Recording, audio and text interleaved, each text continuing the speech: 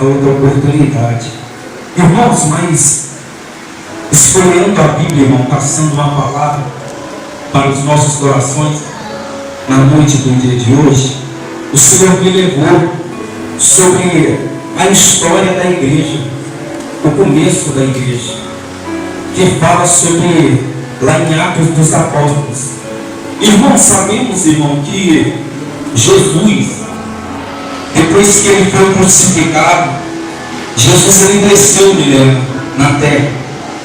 Amém? E a Bíblia vai dizer que Jesus, ele fica quanto tempo aqui na terra, juntamente com seus discípulos? Quanto tempo, irmão? Quem quer me responder? Depois que ele morreu, Jesus ficou um determinado tempo aqui ainda com seus discípulos. Quanto tempo é? Uma semana? Não, mais um pouco, Gabriel. Menos de um ano. A Bíblia vai dizer que Jesus, ele ficou 40 dias reunido, Rodrigo, com os discípulos dele. E a Bíblia vai nos dizer também que depois que, antes desses 40 dias acabar, Jesus ele teria que subir para o céu. Por quê? Porque Jesus iria preparar um lugar para mim, para você. Aleluia! E é interessante, irmão, que Jesus ele vai dar algumas ordens para os discípulos. Jesus vai dizer para os discípulos ficar em Jerusalém, porque Jesus iria subir para o Pai, mas Jesus não iria deixar os discípulos órfãos. Amém? E a Bíblia vai dizer que Jesus daria de volta o Consolador, o Espírito Santo. Louvado seja Deus. A Bíblia vai dizer que essa foi a ordem de Jesus, ficar em Jerusalém, porque o Espírito Santo desceria sobre a vida deles. Embora os discípulos já estavam pregando, embora os discípulos já estavam executando o nítido do Senhor, que era para ir por todo mundo, pregar o Evangelho a toda criatura, a Bíblia vai nos dizer que os discípulos começam a pregar o Evangelho, mas faltava alguma coisa, me lembro. O Espírito Santo de Deus. A Bíblia vai dizer, irmão, que no capítulo 2 de Atos, todos estavam reunidos da forma que Jesus queria. E a palavra de Deus vai dizer agora que o Espírito Santo desce sobre a vida dos discípulos. E quando eu estava estudando aqui o capítulo 2 de Atos, irmão, eu pude perceber que de Gênesis a Apocalipse existe a melhor pregação já pregada em toda a história da Bíblia. Sabe qual é? A pregação do apóstolo Pedro. A Bíblia vai dizer, irmão, que quando o Espírito desce sobre os discípulos de Jesus, todos ficam ali cheios do quê? De água. De água, irmão. Todos ficam cheios do quê? Do Espírito Santo de Deus, uma força maior. A Bíblia vai dizer então que agora eles começam a falar em outra língua. Louvado seja Deus. E a palavra de Deus vai dizer agora que havia algumas pessoas ímpias ali naquele lugar. Quando viu que o Espírito Santo havia descido naqueles homens, pensaram que aquelas pessoas estavam embriagadas, pensaram que aquelas pessoas estavam loucas. Mas Pedro, cheio da autoridade, Pedro, Rodrigo, já estava no seu coração o Espírito Santo, o Espírito de autoridade. E Pedro, no capítulo 12, irmão, e no verso 14, vai levantar a sua voz, vai começar a dizer para aquelas pessoas ímpias que os discípulos não estavam embriagados. Eles vão começar a dizer que os discípulos não estavam loucos. Mas Pedro vai começar a pregar que sobre a vida daqueles discípulos veio o Espírito Santo de Deus. A Bíblia vai começar a dizer então que Pedro começa a pregar.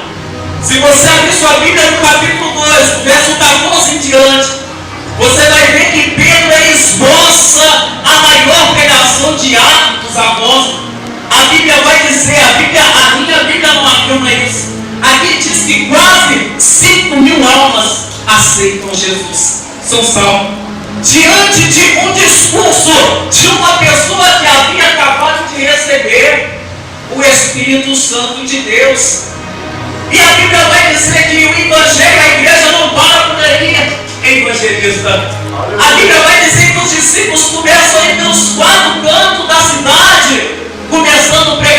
Jesus curava, que Jesus salvava e que Jesus transformava e até levava para o céu. Então as pessoas começaram a se achegar, pessoas começaram a ser salvas, porque a pregação de Pedro existia autoridade, existia o Espírito Santo de Deus. Se nós olharmos, irmão, hoje o mundo a qual nós vivemos, nós vamos ver que existe 3 tipos de pregação. A primeira pregação de hoje, a qual é mais se pregada hoje em cima dos altares, é aquela pregação que o povo ouve, chega aqui e prega para ouvir. A segunda pregação, irmão, que me chama a atenção, é aquela pregação que você vê algo e você começa a pregar aquilo que você viu, Rodrigo. Agora, Pedro, no capítulo 2, ele não prega aquilo que ele vê. Pedro, ele não começa a pregar aquilo que ele havia ouvido de Jesus. Pedro, ele vai começar, pastor, a pregar aquilo que ele vivia, aquilo que ele vivia com os discípulos e com Jesus. E quando eu estava estudando aqui o livro de Atos, irmãos, um capítulo que vai me chamar também muita atenção é o capítulo de número 13. Embora Atos dos Apóstolos é o livro que mostra a elevação da igreja, mostra o crescimento da igreja, e não é nada comparado das igrejas que nós estamos vivendo hoje, né, Gabriel? Não é nada comparado. Se você abrir sua Bíblia e ler sobre o livro de Atos dos Apóstolos, você vai ver uma igreja que ora, você vai ver uma igreja que paga preço, você vai encontrar uma igreja, louvado seja Deus, que não fala mal dos seus irmãos, você vai achar uma igreja que andava em comunhão. Hoje o que nós vemos igreja, não estou falando dessa, igreja sem comunhão, eu estou falando de nós, vocês, seres humanos. Nós olhamos aí para os 4 cantos dessa terra, nós vemos várias denominações, Rodrigo, mas nós não estamos encontrando mais uma igreja de Atos dos Apóstolos, uma igreja que foi impulsionada pelo Espírito Santo. Hoje nós não estamos mais vivenciando uma igreja impulsionada pelo Espírito Santo, mas nós estamos vivendo uma igreja impulsionada pelo próprio homem evangelista. Pelo próprio homem, a igreja está sendo impulsionada hoje em dia. Nós não estamos mais achando a igreja de Atos dos Apóstolos. Por que isso está acontecendo? O que falta para isso acontecer? O que falta para milagres acontecer dentro da igreja? Se Pedro simplesmente, num discurso, quase 5.000 almas foram salvas, hoje nós rasgamos, nós suamos, e às vezes nenhuma alma é aceita, nenhuma alma aceita Jesus. Aonde está o problema disso? Será que o problema está no pregador? Ou será que o problema está na palavra? Aonde é que está o problema? Eu comecei a entender algo na palavra de Deus em Atos dos Apóstolos. Eu entendi que os discípulos de Jesus eram pessoas sensíveis, eram pessoas obedientes, eram pessoas que, se Jesus falasse, eles iam. Era pessoa que, quando o Espírito Santo pulsava no seu coração, eles não questionavam, eles simplesmente iam e faziam aquilo que o Senhor havia, ou aquilo que eles viam. Embora os discípulos viam Jesus operando milagre, embora os discípulos de Jesus vivenciavam aquilo que Jesus estava fazendo, os discípulos não pregavam aquilo que via, mas aquilo que vivia ao lado de Jesus. E quando eu estava estudando o livro de Atos dos Apóstolos, eu pude encontrar um personagem na Bíblia, Rodrigo, que era muito sensível à voz de Deus. Embora essa pessoa perseguiu os crentes, embora essa pessoa perseguiu os cristãos, a igreja de Deus, assolando a igreja, colocando louvado seja Deus, muitos dos discípulos em cadeia. Nós estamos falando aqui do apóstolo Paulo, louvado seja Deus. A Bíblia vai dizer, Rodrigo, no capítulo 16 e no verso de número 6, me lembro, que Paulo ele vai ter uma visão. Mas Paulo ele não tem uma visão qualquer, Rodrigo. A Bíblia vai dizer que na visão de Paulo, Paulo ele começa a ver um homem simplesmente clamando ele: olha, vem para Macedônia, vem para Macedônia. A Bíblia vai dizer que Paulo ele não questiona, A Bíblia vai dizer que Paulo ele não se depara pela manhã e começa a perguntar: olha, o que é que eu sonhei? O porquê eu sonhei? A Bíblia vai dizer que Paulo agora, Paulo e Silas, ele arruma suas bagagens. Louvado seja Deus, ele parte para a Macedônia. Mas é interessante, irmão, que na Macedônia aconteceu algumas coisas ruins. Aconteceu alguma coisa que, se eu e você não tiver o Espírito Santo, nós caímos, nós nos frustramos, nós desfalecemos. E a palavra de Deus vai dizer que na Macedônia, a Bíblia vai dizer que quando Paulo ele chega em Macedônia, a primeira coisa, Rodrigo, que Paulo vai fazer. Alguém quer me ajudar aqui, irmão? O que Paulo vai fazer? O que Paulo vai fazer, Thais? O que Paulo vai fazer? Paulo ele não vai jogar piroca, né, Gabriel? Paulo ele não vai ficar. Paulo ele não vai na casa do irmão, quem sabe colocar as conversas em dia. Quando Paulo ele chega dentro de Macedônia, a Bíblia vai dizer que Paulo e Silas ele caçam, Guilherme, um lugar para orar. Paulo e Silas agora, eles não entram naquela cidade simplesmente por entrar. A Bíblia vai dizer que Paulo agora ele caça um lugar para orar. Louvado seja Deus por isso. E a palavra de Deus vai dizer que quando Paulo ele caça um lugar para orar, na beira de uma lagoa ali, a Bíblia vai dizer que existia algumas mulheres ali, louvado seja Deus. A Bíblia vai dizer que existiam algumas mulheres ali. E quando Paulo não fazia acepção de pessoa, e hoje existem pessoas que homem só quer pegar para homem, Paulo não, Paulo pegava para gay, para viado, para tudo quanto é tipo de pessoa. Paulo pegava. Amém, irmão? Para mim é verdade. Paulo não fazia acepção de pessoa. Mas é interessante que vai acontecer algo aqui, Gabriel. A Bíblia vai dizer que existia uma mulher ali. Amém? A Bíblia vai dizer que existia uma mulher ali naquele lugar. E sabe qual era o nome dessa mulher, irmão? Qual era o nome? Lídia era o nome da mulher.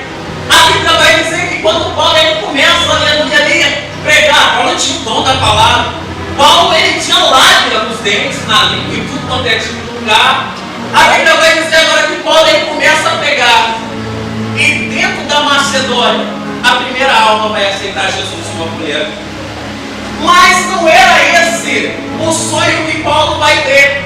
Não era esse o sonho que Paulo tem. Porque Paulo não viu uma mulher dizendo: passa a Macedônia. Paulo viu um homem.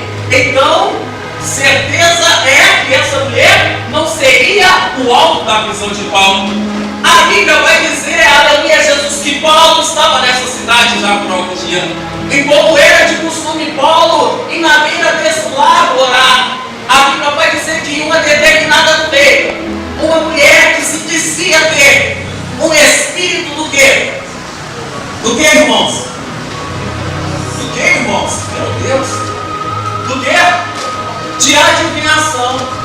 A Bíblia vai dizer que uma mulher que tinha um espírito de adivinhação começa a perseguir Paulo, começa a andar atrás de Paulo e Silas. Mas Paulo e Silas têm uma determinada feita agora. Paulo ele se cansa de ser perseguido. Paulo e Silas agora cansa de ver todas as vezes aquela mulher vindo insultando ele. Paulo, como era cheio de autoridade, Paulo agora ele vai ficar indignado com aquela mulher. E Paulo ele não viu. Paulo, pela autoridade, com o Espírito Santo, Rodrigo, Paulo ele vai dizer algo muito interessante aqui.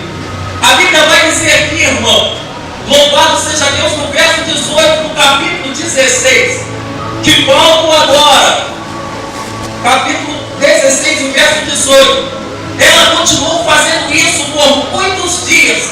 E finalmente Paulo, indignado, voltou-se e disse ao Espírito: em nome de Jesus eu te ordeno, saia dela. E no mesmo instante, o Espírito daquela moça sai.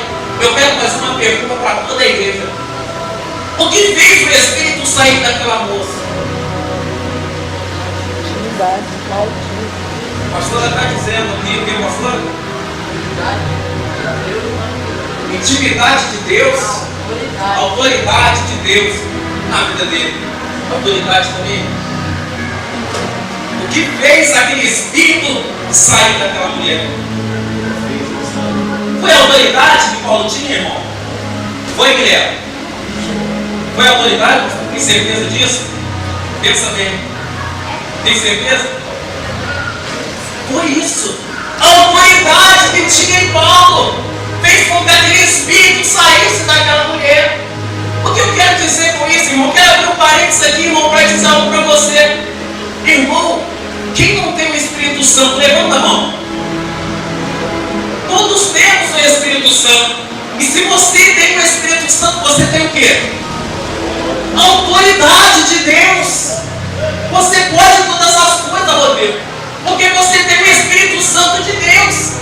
E quando você tem o Espírito Santo de Deus, você tem o quê? A autoridade para o quê? Para expulsar demônio, para pisar na cabeça da serpente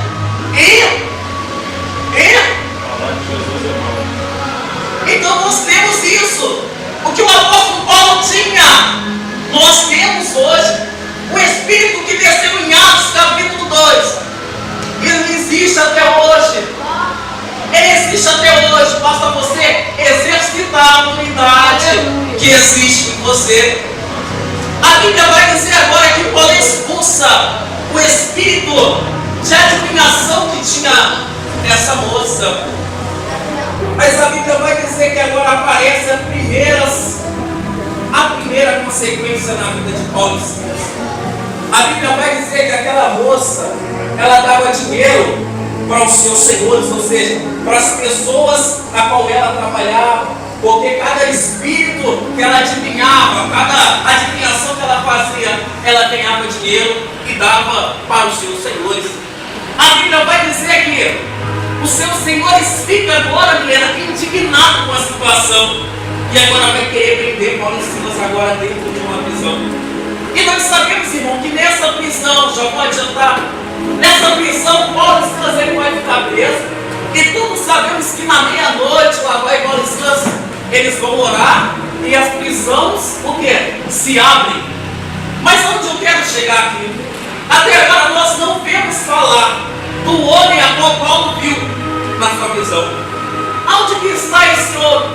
Qual era o homem que havia aparecido na visão de Paulo? Para que ele pudesse estar na Macedônia. Paulo já estava algum dia na Macedônia. Mas o que aconteceu na Macedônia para que aquela visão se concretizasse?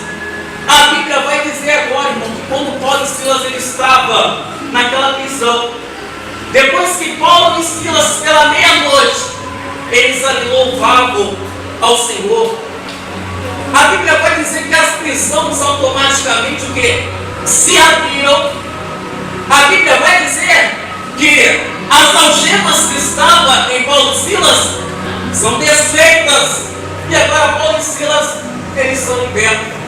Mas é interessante que quando Paulo e Silas eles estavam dentro daquela prisão, não foi só Paulo e Silas que foi liberto, mas todos os carcereiros que estavam naquele cárcere. Mas a Bíblia vai dizer que pela manhã o carcereiro volta lá naquela prisão e vê, Rodrigo, todas aquelas prisões abertas e não vê nenhum prisioneiro dentro daquela prisão. Estou terminando já, irmão. A Bíblia vai dizer que o carcereiro agora, a pessoa que ficava incumbida ali de olhar os presos, ela agora toma um susto, porque ela sabia que se o preso que estava naquela cela escapasse, quem iria tomar conta era o próprio carcereiro. A Bíblia vai dizer então que quando aquele carcereiro olha para dentro daquela prisão e não vê agora, louvado seja Deus, Paulo e Silas e os demais presos dentro lá, a Bíblia vai dizer que ele vai arrancar a espada, Rodrigo, para se matar. Mas a palavra de Deus vai dizer agora que Paulo, ele grita, dizendo: olha, não faça nada, porque todos estamos aqui. Paulo podia fugir com aquele bando de homens. Paulo podia fugir, mas Paulo não fugiu. Paulo ficou lá, mesmo açoitado, mesmo preso, a missão dele naquele lugar não havia se concretizado, Gabriel. Paulo sabia que foi, louvado seja Deus, apanhado em meio à praça ali. Paulo sabia que ficou preso, mas Paulo sabia dentro do coração que a missão dele não estava feita ainda. E a palavra de Deus vai dizer que Paulo não diz para aquele carcereiro não fazer mal nenhum para ele. Aquele carcereiro, com o seu coração alegre, vai dizer assim: eu quero convidar você para ler esse trecho. Estou terminando. Abre aí, irmão, capítulo 16 e o verso, louvado seja Deus, 29. Aleluia! Vamos ler aqui todos juntos. Olha só, pode adiantar, ó. O carcereiro pediu luz. Louvado seja Deus. Porque se o carcereiro pediu luz, é porque estava claro? Estava claro, né, irmãos? Não, né? Olha só, o carcereiro pediu luz. Entrou correndo e o quê? Trêmulo. E o carcereiro agora vai se prostrar. Olha só. O carcereiro se prostrou diante de Paulo e Silas. Então levou-os para fora. Perguntou: Deus, olha só, o que devo fazer para ser salvo? Irmão, a missão de Paulo e Silas naquele lugar não era salvar Lídia. A missão de Paulo e Silas não era libertar aquele bando de carcereiro que estava preso, Rodrigo. A missão de Paulo e Silas, sabe o que era? Era salvar uma alma, uma vida. Uma alma Paulo e Silas quis salvar ali, que era a vida do carcereiro. Se olharmos para dentro da Bíblia, Paulo, poxa, não está na Bíblia, mas se Paulo ficou preso com esses homens, você acha que Paulo não quis pregar? Será que Paulo não pregou a palavra de Deus dentro da cadeia? Com certeza havia pregado, com certeza, mas a Bíblia foca agora no carcereiro. Então o foco disso era uma alma. E a Bíblia vai dizer que o carcereiro agora ele vai fazer uma pergunta para Paulo e Silas: olha, o que eu devo fazer para ser salvo? E Paulo e Silas, irmão, eles vão dizer bem suave assim: olha, creia no Senhor Jesus e será salvo você e todo o que? A sua casa, aleluia. Oi? Creia no Senhor, meu Deus, será salvo tu E a tua casa. Oi? E a tua casa. E a Bíblia vai dizer, irmão, que o carcereiro, louvado seja Deus, sei que está dizendo, com certeza o carcereiro foi salvo juntamente com a sua família. O que eu quero dizer, irmão, com essa história para a sua vida? O que eu quero dizer, irmão, com essa história que já foi uma história para criança? Irmão, uma alma para Deus tem muito valor. Às vezes nós se preocupamos em pregar para multidões. Irmão, terça-feira eu fui fazer uma visita numa igreja. Thaís está aí com igreja mentira. Irmão, cheguei lá. Quantas pessoas tinha na igreja, Thaís? 2 almas. Irmão, vai parecer que tinha muita gente. Louvado seja Deus. E quando nós chegamos lá, irmão, eu fui porque um amigo havia me chamar. Louvado seja Deus. E o pastor me colocou para pregar. Louvado seja Deus. E às vezes bate no nosso coração: poxa, tem pouca gente. Poxa, tem pouca pessoa. Poxa, será que vai ficar legal? Então muitas das vezes a gente se preocupa com isso. Por isso que eu disse, existem 3 tipos de pregação. O que falta hoje em dia na igreja é as pessoas pregar aquilo que vive. Porque pregar aquilo que vem, aquilo que ouve, está cheio os altares, mulher. Pregar com vivência de vida é difícil avistar. Aleluia, Deus! Mas quando eu vou olhar, irmão, para a vida de Pedro, para a vida de Paulo, eu vou ver, irmão, em todos os apóstolos da Bíblia, que eles sempre pregaram uma convivência. Eles sempre pregaram aquilo que ele vivia. Então, irmão, eu quero que você conscientize essa palavra no seu coração. Uma alma para Deus, ela tem muito valor. Uma alma, ela faz toda a diferença, mulher. Às vezes nós nos preocupamos com a multidão, mas Deus, ele não está preocupado, irmão, com uma multidão. Aleluia. Deus está preocupado com uma alma só. Às vezes nós estamos na igreja, uma igreja está aqui, ó, inchada, Rodrigo. Inchado. O pregador pregou. Mas Deus ele só está preocupado muitas vezes com uma alma que está ali, que abriu o seu coração. E quando nós abrimos o coração, Deus ele entra na nossa casa. Aleluia. Ele faz morada, assim como ele fez morada na vida do carcereiro. Ele quer entrar na sua vida, ele quer entrar na sua casa, ele quer entrar dentro do seu lar. Mas é preciso você deixar ele entrar no seu coração. Irmão, que essa palavra fique em seu coração. Aprenda uma coisa. Para você, irmão, que quer ser, quem sabe, um homem de Deus. Eu não vou botar pregador, não, irmão. Para você que quer ser um homem, uma mulher de Deus. Sabe, mulher, na caminhada você vai encontrar espinhos. Você vai encontrar pessoas que vão olhar para você e vai dizer, ó, para, você está feio, você não vai. Você vai encontrar, mas a vitória é certa. A vitória é garantida. Se Paulo olhasse, ele sendo chicoteado em meio à praça, uma vergonha grande, Paulo voltaria para a cidade dele. Se Paulo estando preso ali, ele olhasse para a dificuldade, ele deixasse o evangelho e voltasse para a cidade dele, mas Paulo não fez isso. Paulo ele olhou lá na frente. Então na vida de um homem, na vida de uma mulher de Deus, existe um caminho só, é o caminho entre espinhos. Mas quando você trilha esse caminho de espinhos, irmão, lá na frente, a vitória é garantida, a obra de Deus vai se concretizar na sua vida.